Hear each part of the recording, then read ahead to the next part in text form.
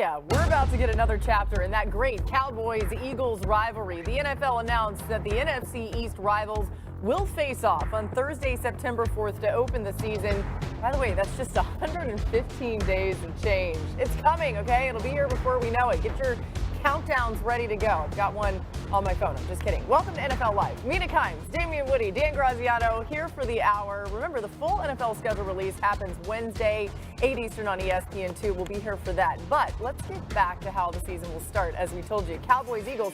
Here's a look at some of the biggest moves that each team made. The Cowboys had a very quiet free agency, but they traded for George Pickens and then added guard Tyler Booker in the draft, pass rusher Donovan Ezeraku, corner Siobhan Rebel, and Eagles, they saw a bunch of key defensive players like Milton Williams and Josh Sweat leave in free agency. They did add linebacker Jahad Campbell and safety Andrew Makuba in the draft, and they brought in Adoree Jackson and Azeez Ojulari in free agency. We wondered how the Eagles specifically would fill a lot of voids. Well, the Cowboys too. But, Mina, let's start with the Eagles adding youth on the defense as they lost 4 starters from that group that won the Super Bowl. And then when you see the ads for the Cowboys offense, how will it change what they're doing when these teams face off to open the season?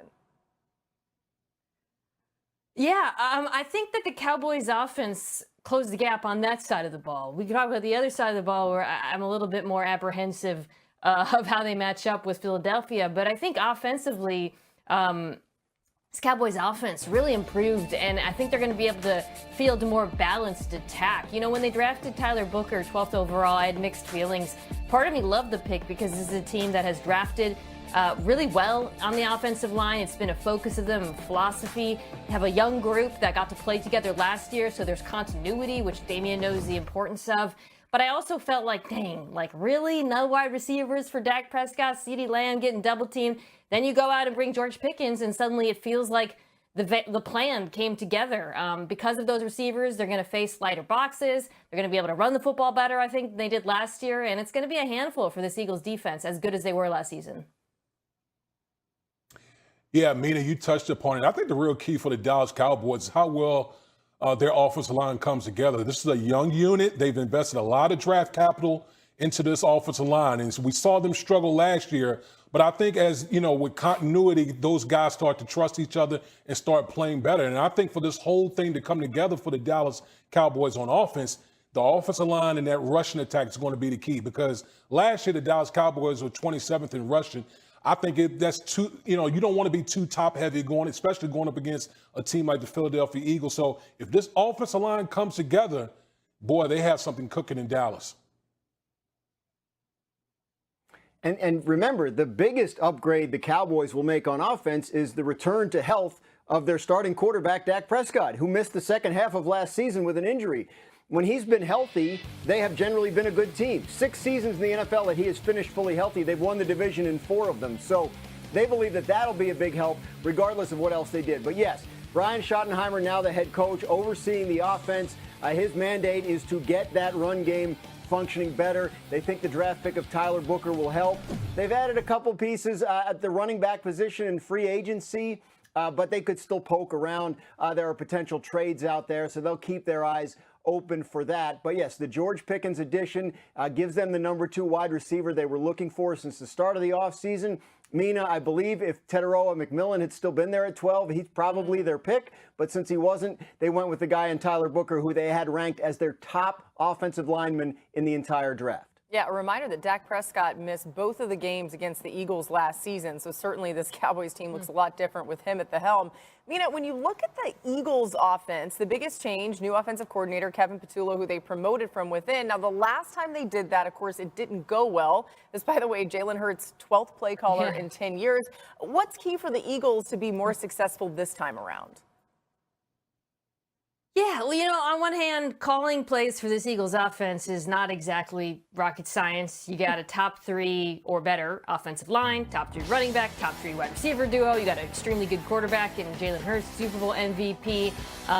It's not exactly reinventing the wheel. But as you alluded to, Laura, the last time they had that change and in terms of an offensive coordinator leaving, for a head coaching opportunity, it didn't go well with their Brian Johnson, who was offensive coordinator after Shane Steichen. It felt like he kind of hit copy paste and didn't really develop or evolve the offense the way we saw last year with Kellen Moore, some tweaks, giving Jalen Hurts more answers versus the blitz, some of the evolution of the run game.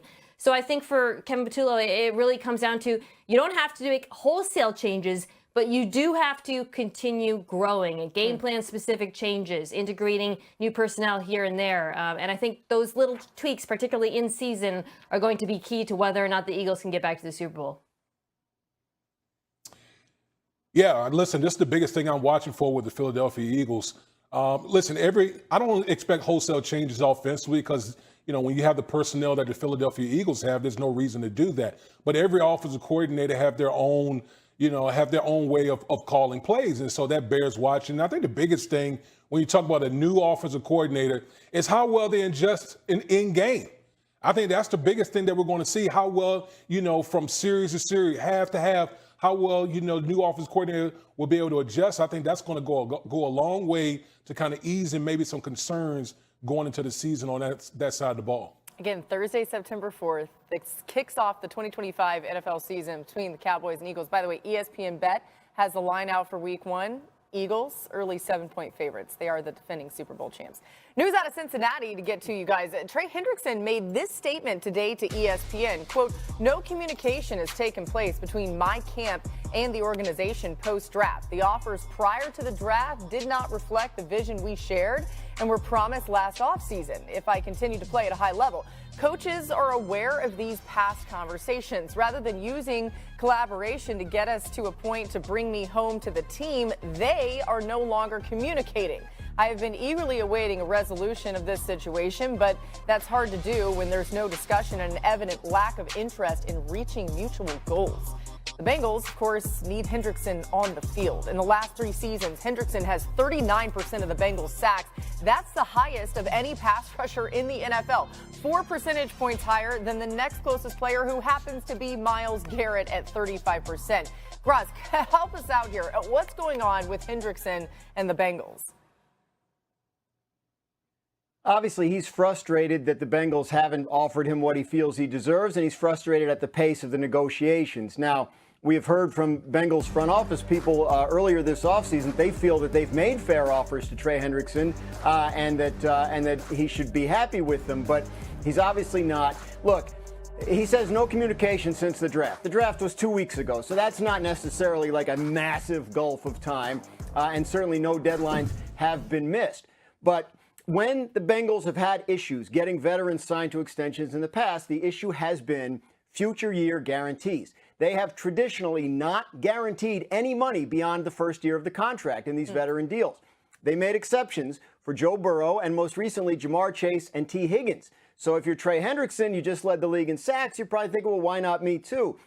If there's an answer, it's that those 3 guys were 26 years old at the times they signed their deals. Trey Hendrickson is 30. That's a significant difference to an NFL team in terms of age, and it's entirely possible that the Bengals would be more hesitant to guarantee money further out in the deal than they were with the younger stars on their roster. Yeah, it's really interesting. I mean, even if you look at the production and say, well, certainly that doesn't matter as it relates to the age, because the production is just about as good as it could be, but still a very interesting perspective into how different organizations do things.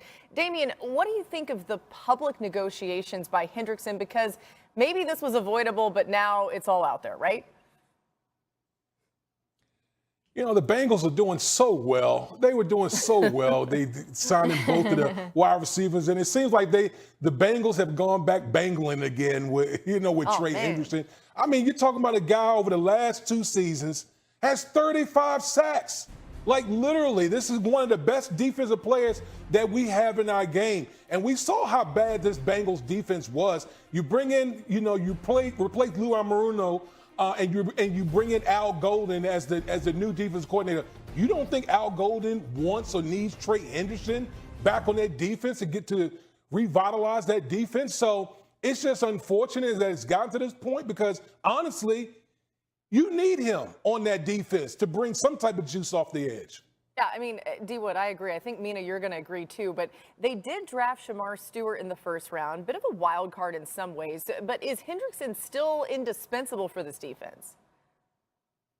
Yes, no doubt. In part because of the type of player who Stewart is. You know, he was an unbelievable athlete. I think he got like a 10 out of 10 in relative athletic score at the combine. He plays really hard, but he had historically low sack reduction for a first-round edge rusher. The hope with him is you're taking a big swing, and over time he can develop and his pass rush moves and his plan and hit that ceiling that the Bengals likely believe is so high.